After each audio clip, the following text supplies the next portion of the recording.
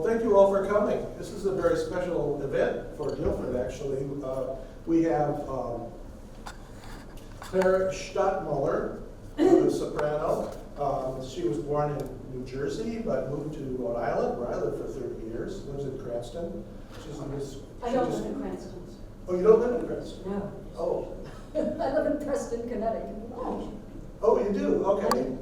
All right. I was referring to an article from 2023. 1940. 2000. This is a comedy concert, so I'm Right. making jokes. All right, forge on with whatever else you don't know about me. Okay. Yeah, according to the Warwick Beacon, but she describes herself as a farm girl by day and a diva by night.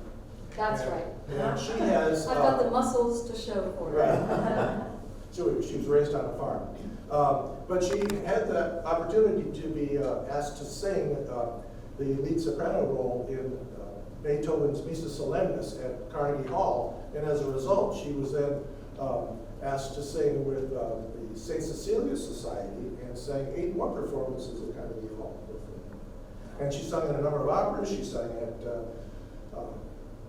Central Park in the performance of La Traviata. No, Tosca. Tosca, I'm sorry, Tosca. Yes. I Tosca. prefer roles with knives. Nice, right. So we're very pleased to have her with us, and we do have a Rhode Island connection because you went to Rhode Island, you taught at Rhode Island College. Isn't that I right? did. Right, okay. My former wife used to teach there, so. So anyway, and so that is our singer, and our pianist is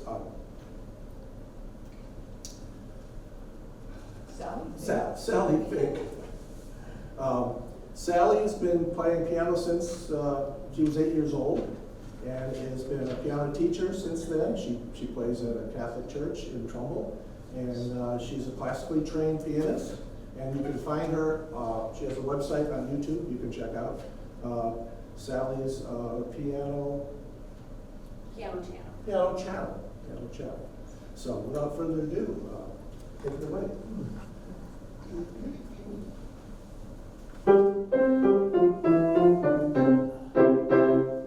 Oh, I love the laugh. For a wonderful thing is the laugh.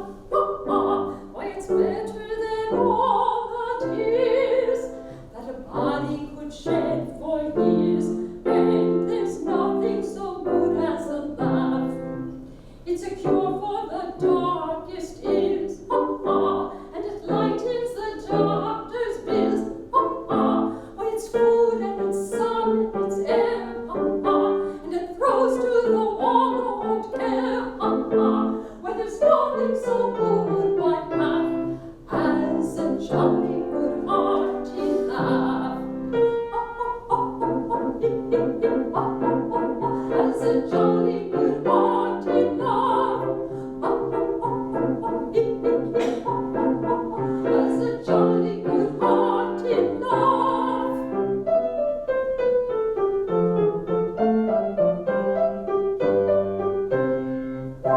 So I love a good laugh. Why, there's nothing so good as a laugh. Why, there's laughter in everything. In the rivers and birds that sing. Oh, there's nothing so good as a laugh. Don't be moody and grow so thin. You're never tried to laugh, begin. Why, laugh and you'll soon confess that your shadow will not grow less. And there's nothing so good by half as a jolly good hearty laugh. As a jolly good hearty laugh. As a jolly good hearty laugh.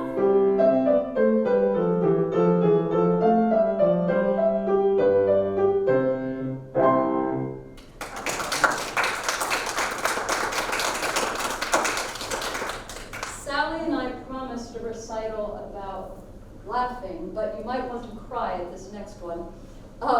It's political satire provided by Goethe and Beethoven. So that's why we might want to cry. A king has invited a big flea to be in his court. And he's called in the tailor to make him a suit of clothing of silk and a banner across his chest and a cross.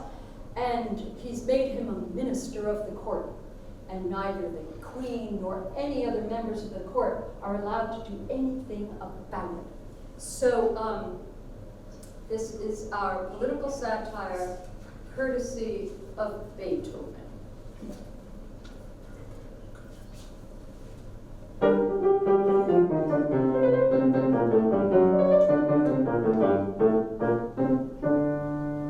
Es war einmal ein König, der hat einen großen Floh, den liebt gar nicht wenig, als wie seinen eigenen Sohn. Da rief seinen Schneider, der Schneider kam heran, da misst die Dunkelweide, die misst im Hosenbahn.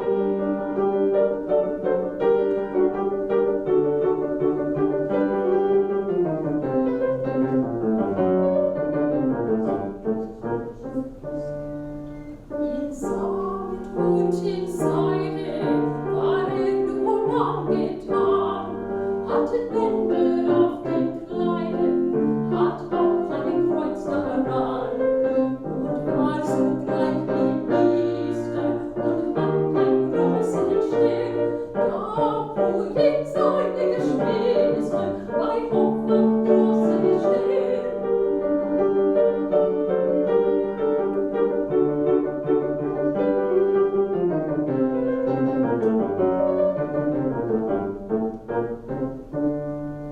Und eben Frauen am Hofe, die waren sehr geplagt, die Königin auf die Zunge gestochen und genagt, und durfte sie nicht kriegen, und flieg sie nun nicht, fliegen und ersticken, doch ein Fähnlein erstickt, fliegen und ersticken, doch ein Fähnlein erstickt, ja, wir sticken und ersticken, doch ein Fähnlein erstickt, ja, wir knicken und ersticken, doch ein Fähnlein erstickt, Fähnlein erstickt.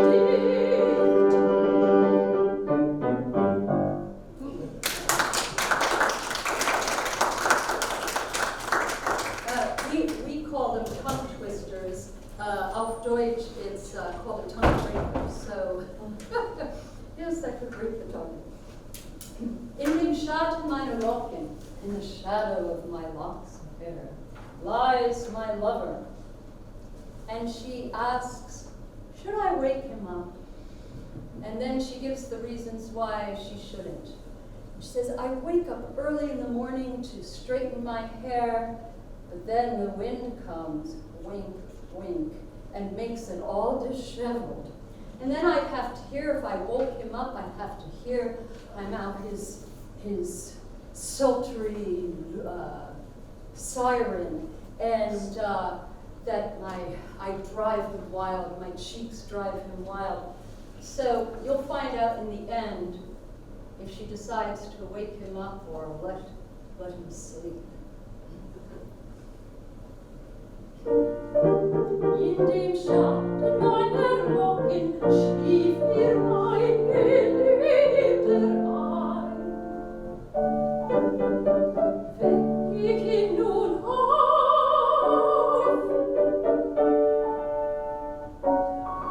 Ach nein! Sorglich strelte meine großen Locken täglich in der Frühe.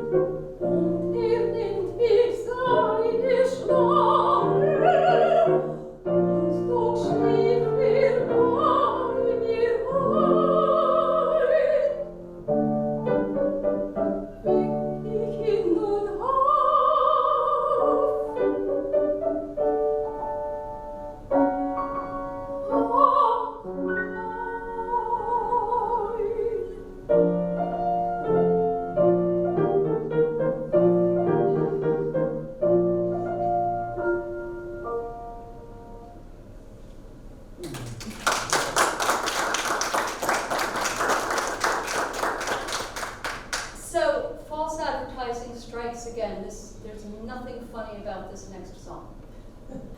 But it's a beautiful song about which there is a really funny story. So first we're going to share the beautiful song, after which I'll tell you the funny story, which requires censorship of the profanity. So, in the days before there were cell phones and modern communication, lovers relied on nature to convey the message of how I miss her, how my heart beats for her, how I'm languishing at this distance. And in this case, it's the moon conveying the message.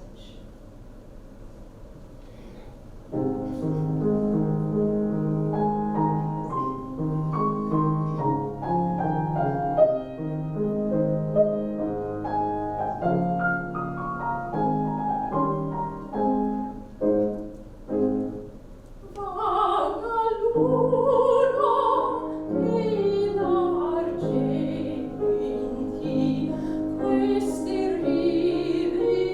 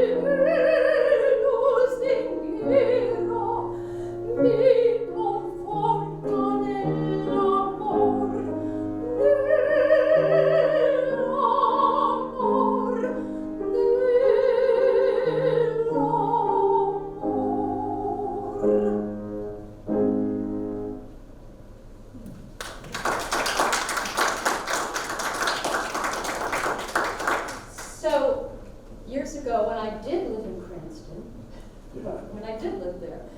I was trying to protect the beloved nature preserve across the street from me, from the sex, drugs, and rock and roll, the evidence of which I would find in the morning. And so a police officer was assigned to me to help me do this. And he came over one day, I'm going to call him Al to protect his identity. So Al was a police officer in his 30s. He came over, the shaved head, you know, the gun, police officers, all they have those things. And he said, Claire, sing me a song. He said, play me a song. I said, I don't play the piano, but I managed through that. So I sang that and played that song, and I looked over, and he had tears running down his face. And he said, that was effing beautiful. And I said, Al, do those two words go together? And he said, to a cop they do.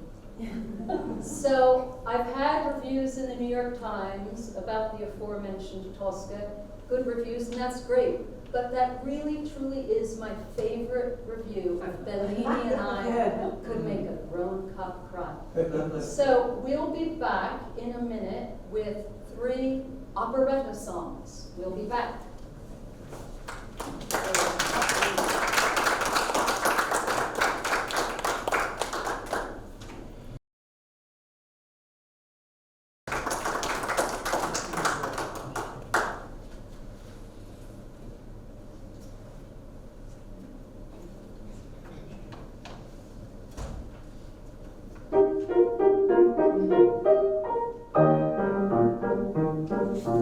Mama is a queen and Papa is a king, so I am a princess, I know it.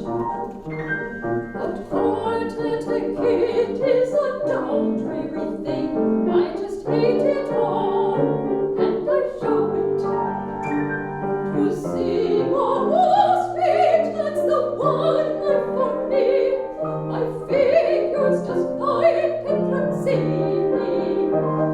I know I'm in fame if I sing knowing that opera I sing or portray me.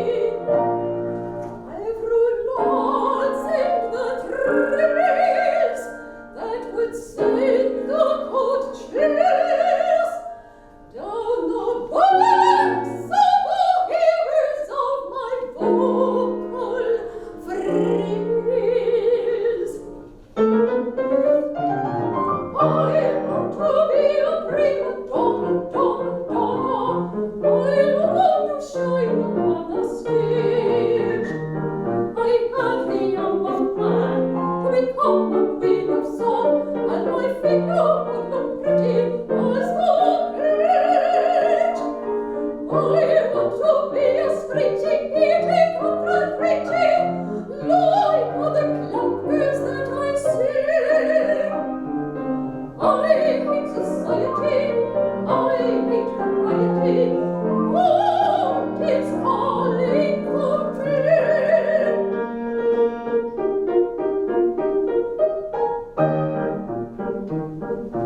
I'm in the elite, and men sigh at my feet.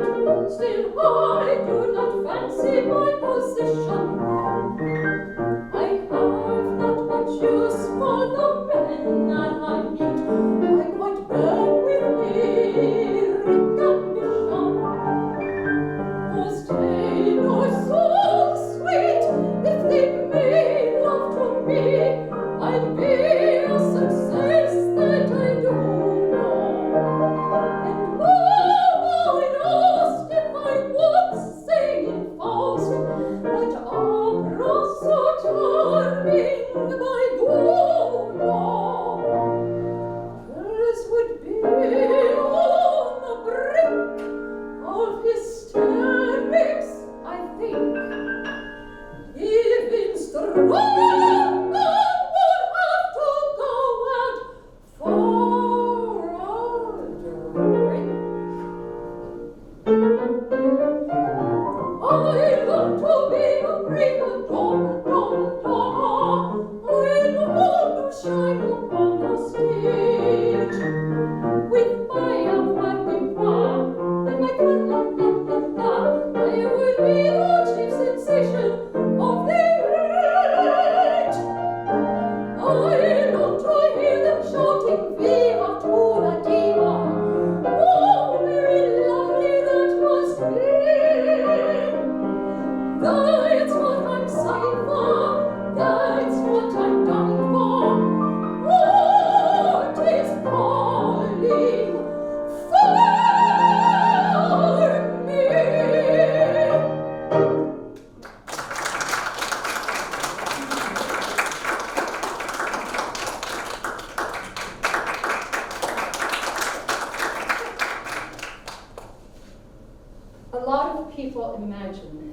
that we opera singers are always draped in silks and satins and velvets and eating bonbons. And so I'm going to share with you a little story that disproves that. So, I mean, there are more than one. We might be here for quite a long time. But one vignette, when I was singing the aforementioned Tosca, and I was so fortunate to sing that because Maestro Vince La Selva was, I was his last show. And because then he retired, but in his heyday, which was a lengthy 8 years, the New York Times called him the greatest living composer of Verdi and perhaps Puccini in the world today, in those days. And I learned so much from him, and I'm so lucky. But the day I had to go out with my tenor, the Cavaradossi, to get our costumes, we'd schlep out to Queens, and it was the hottest day ever. And so this the stage director who had the warehouse of the beautiful costumes, they had exquisite costumes, even if they did smell a little moldy. And the tenor and I had to go out to Queens, and he said, call me when you get above ground and I'll come pick you up. Well, we're waiting outside, and by this time the train tracks are above, and so we're under the train tracks on this hot day, clankety, clankety, clankety, clank, with this amorous Cavaradossi, not just on stage, but off stage, my beautiful Tosca, holding my hand on the subway. For about an hour we waited under there. The stage director had left his phone in the car, and we were just, so it's not all glory. All right, now we're going to the garden, and I am also fortunate in that I have a magical marsh on my property. I fit right in with Guilford. I have an antique house, and this magical marsh. So we're going to bring you the magic Liza Lemon painted of fairies at the bottom of our garden.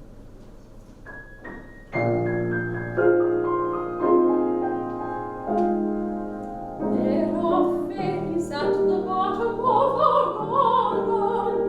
It's not so very, very far away. You pass the garden shed and you just keep straight ahead.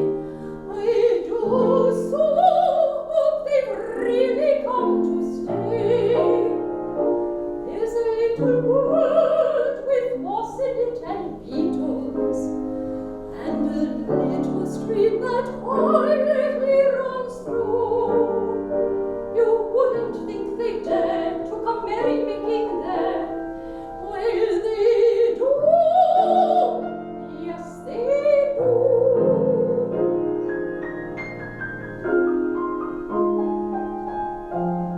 Oh, those fairies at the bottom of our garden, they often have a dance on summer nights. The butterflies and bees make a lovely little breeze, and the rabbits stand about and hold the lights. Did you know that they would sit upon the moonbeams and snatch a little stone to make a fan, and dance away up there in the middle of the year? Well, they come, yes, they come.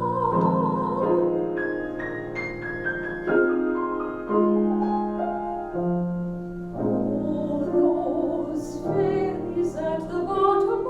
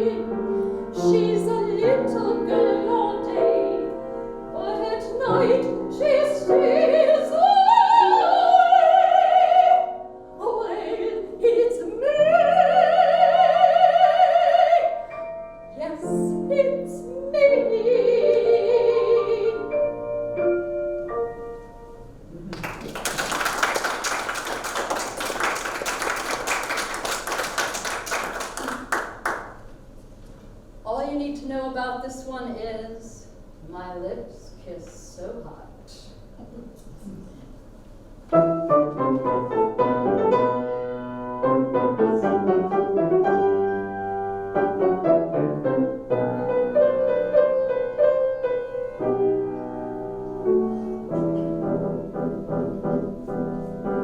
Ich weiß es selber nicht, warum man gleich vom Liebe spricht.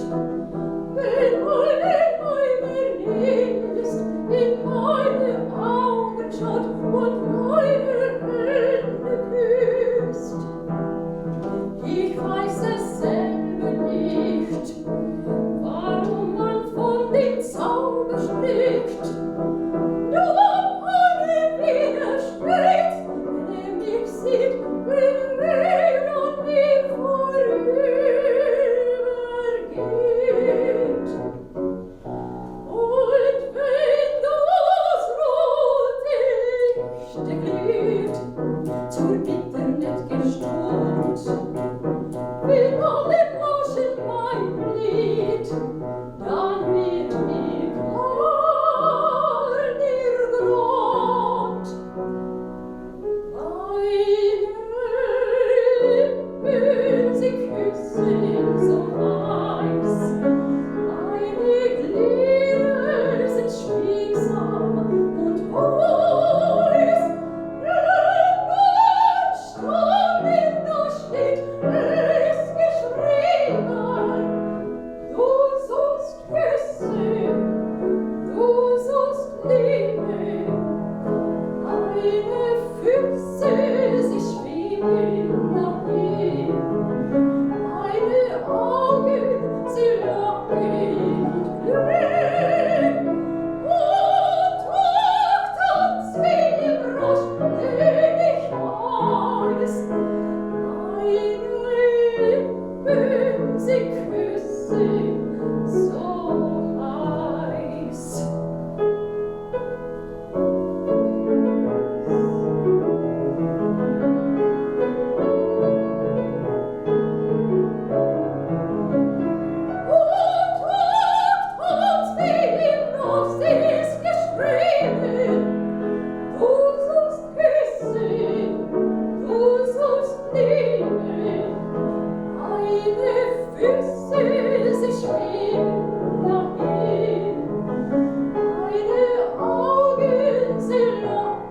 und glühen. Und Tag tanzt wie im Rausch, den ich weiß. Meine Lippen, sie küssen so heiß.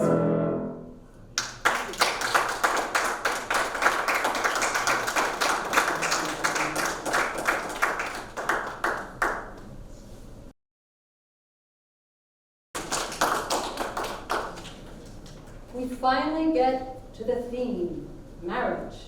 You've all heard of the concert series, mostly Mozart, so I was taking off from that, mostly marriage.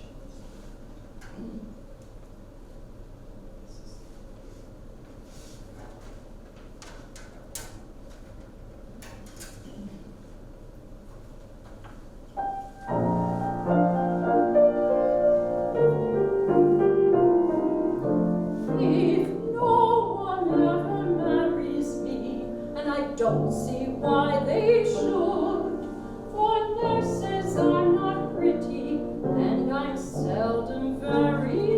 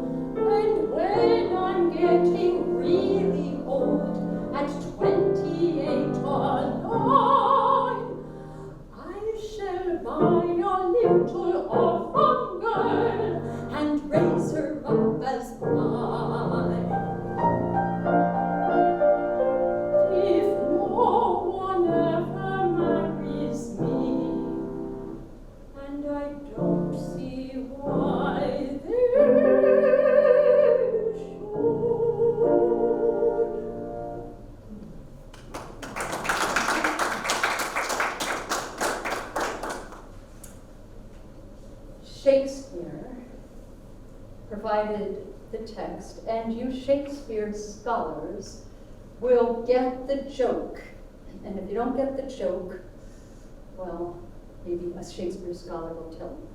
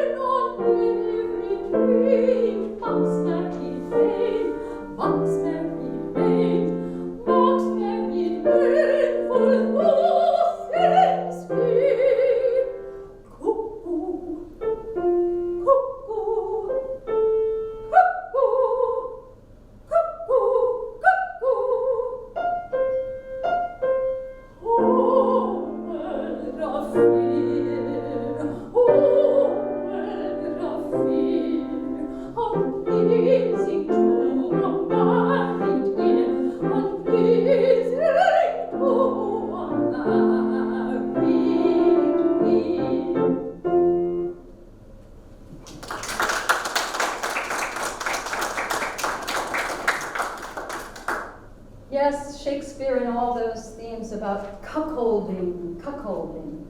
Oh, I hope I have enough. 1 minute, I have a prop.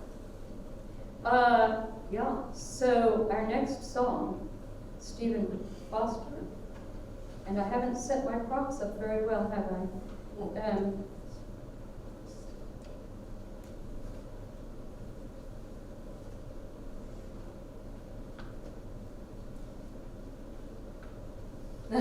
I'm doing a terrible job. Okay. Hit it, Sally.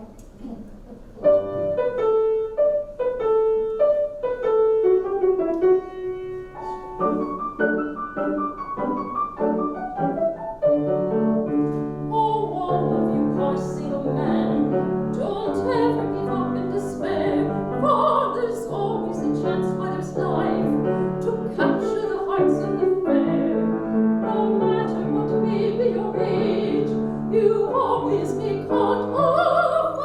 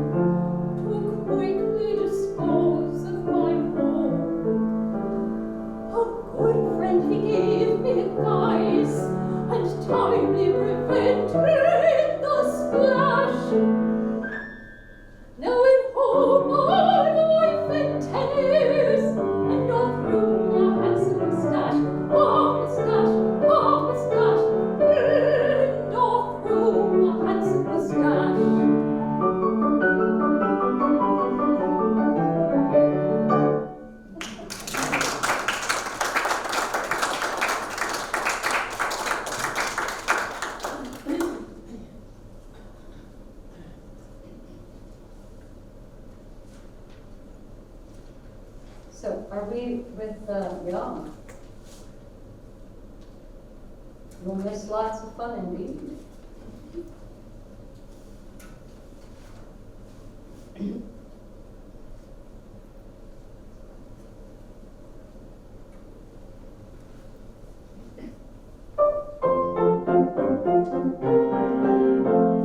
Matrimonial life is productive of bliss, as Amy St. Manly admit.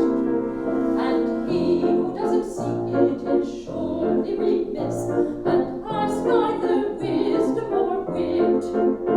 For when a man's single, he'll find life is bleak, a desert that's barren and arid. So I would advise him a partner to seek. Still, you'll miss lots of fun when you're married. Now what would be better and sweeter in life than avoiding its weary turmoil, and be welcomed at home by your own little wife when you've finished your diurnal toil? And still you must give up your bachelor ways and the style that you always have carried, and think with remorse on your old reckless ways. Nevertheless, you'll miss lots of fun when you're married. Now please do not think for a moment, my friend, this is a satirical song, or anything sentiments, anything tends to views that are worldly or wrong. For when you are wed, you so happy will be, you wish you had not so long tarried. And then I suppose you will vilify me, but all the same, you'll miss lots of fun when you're married.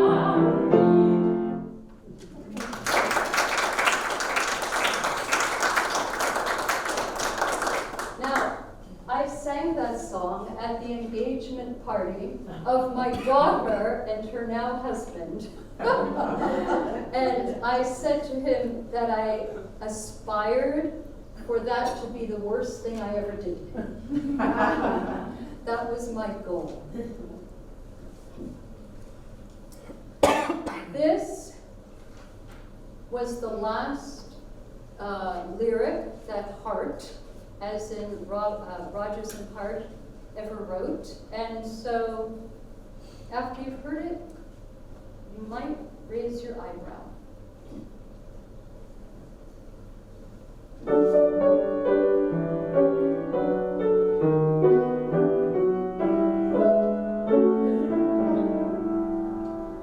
I've been married, and often I've sighed. I'm never a bridesmaid, I'm always the bride. I never divorced them, I hadn't the heart. Yet remember these sweet words, till death do us part.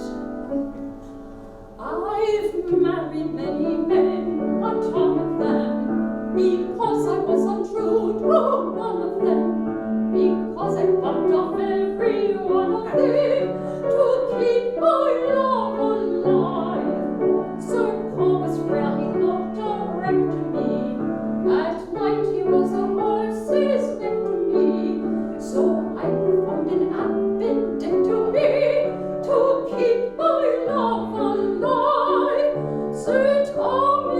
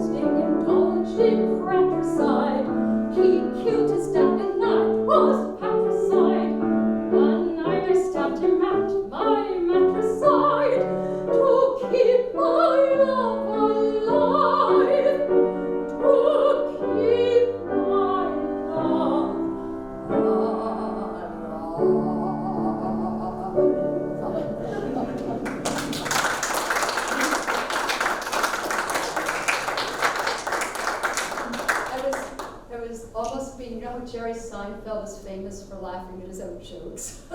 So I was always doing Jerry Seinfeld. Now, the program says about my bio that, yeah, my usual roles, have knife will travel.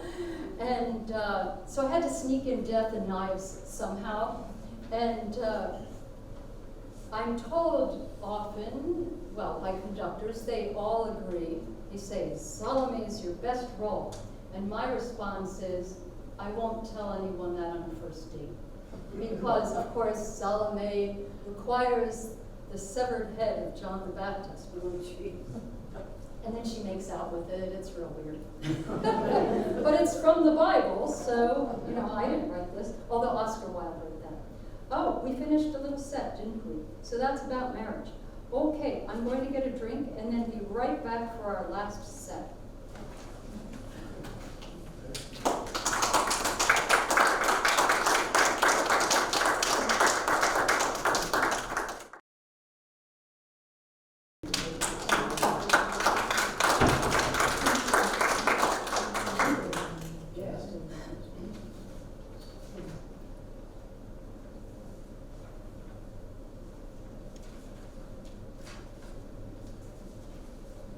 There are a lot of words.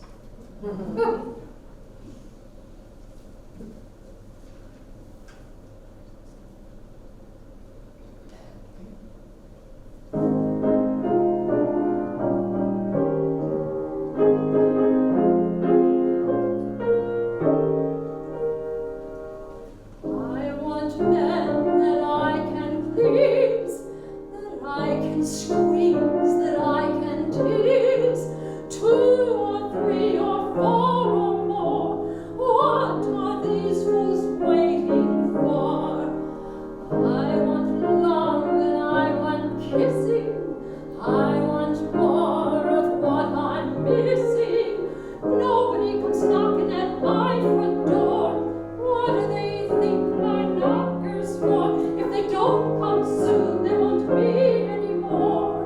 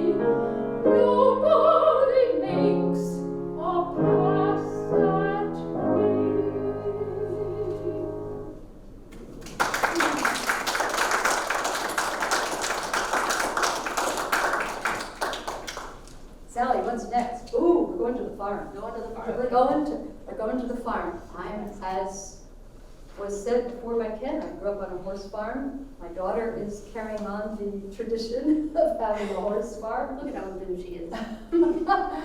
All right, we've got to get all these animals straight now. Well, we're out. Well, yeah. Oh wait, I have a cheat sheet right here. Okay.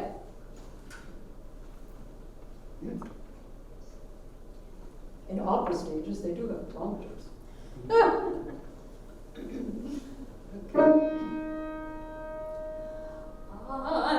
got me a cat, my cat pleased me. I fed my cat under yonder tree. The cat said, fiddle-I-fee. I got me a duck, my duck pleased me. I fed my duck under yonder tree. The duck said, quack, quack. The cat said, fiddle-I-fee. I bought me a goose, my goose pleased me. I fed my goose under yonder tree. The goose said, honk, honk. The duck said, quack, quack.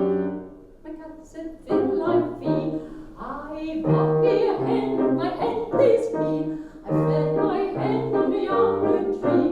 My hen said, chick-chack, chick-chack. The goose said, honk, honk. The duck said, quack, quack. My cat said, fiddle-I-fee.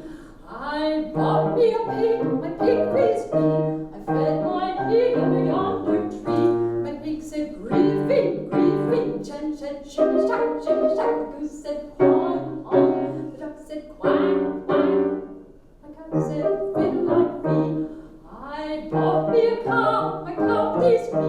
I fed my cow under yonder tree. My cow said, moo, moo. The pig said, griefing, griefing. The hen said, shimmy-shack, shimmy-shack. The goose said, honk, honk. The duck said, quack, quack.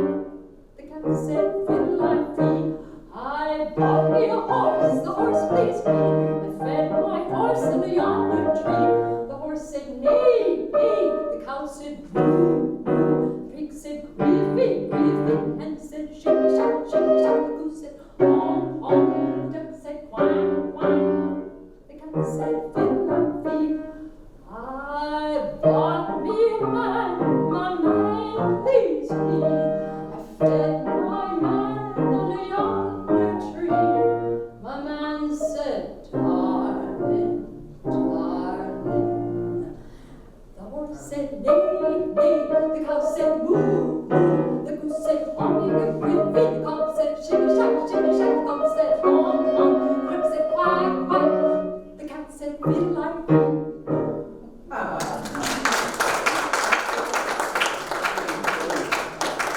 Now, you might be thinking that's very silly, and it is silly, but for some reason, a lot of really famous opera singers sing that on their recitals. You're nodding your head. So Marilyn Horne and all kinds of really famous people, they let their hair down and they sing that. So, all right.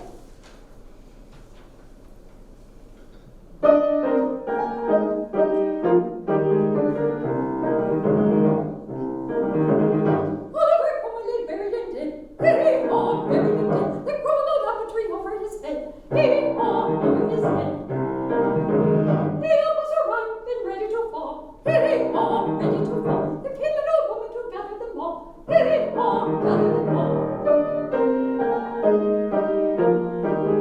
Oliver rose and gave her a drop. Hee-haw, gave her a drop, which made the old woman go hippity-hop. Hee-haw, hippity-hop. The saddle and bridle they lie in the shed. Hee-haw, lie in the shed. If you want any more, you can sing it yourself. Hee-haw, sing it yourself.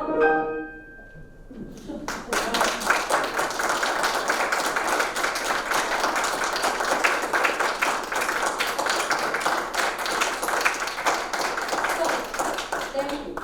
Contrary to what's on the program and saying sing it yourself, I have one little last story to tell you. And so, you know how in anything on the theater, the show must go on and you never stop. You never stop. There's the story of Maria Callas when she was singing Tosca and they were using real candles. Her wig caught on fire, and she knew it was on fire. She stayed within character. And Tito Gobi, also consummate great actor, he squelched the fire with his hand, and she just said under her breath, she just kept going. So with that in mind, I worked with a man, Thomas Lawler, who had come from his native UK and started a little opera company in Rhode Island. And he had sung for 8 years at the Doyley Cart, which is the Gilbert and Sullivan Theater. And so he knew it inside and out, and I had no exposure prior to Gilbert and Sullivan. So I had to learn 13 solos, duets, trios, quartets, all these words, because there's so much patter in Gilbert and Sullivan. And the next day, I had a full recital of my own repertoire, French, German, Italian, of other repertoire. So I had all these words swimming in my head. But, you never stop. So I'm going to sing for you what I was supposed to sing.